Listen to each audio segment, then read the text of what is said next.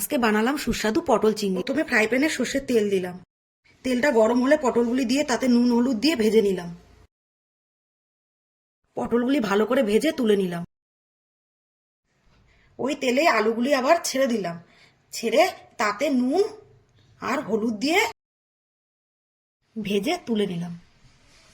ওই একই তেলে নুন হলুদ মাখা চিংড়ি মাছটা ছেড়ে দিলাম। চিংড়ি মাছগুলি ভেজে তুলে নিলাম। এবার তেলের মধ্যে তেজপাতা জিরে গরম মশলা ফোড়ন দিলাম।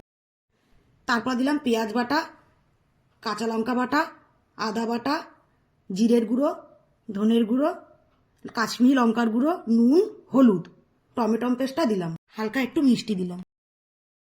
মশলাটা ভাজা হয়ে আসলে পটল আলুটা ছেড়ে দিলাম।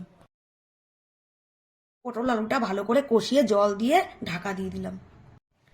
ঢাকনাটা তুলে মাছগুলি দিয়ে নাড়াচাড়া করে নামানোর আগে গরম মশলা ও ধনেপাতা দিয়ে দিলাম।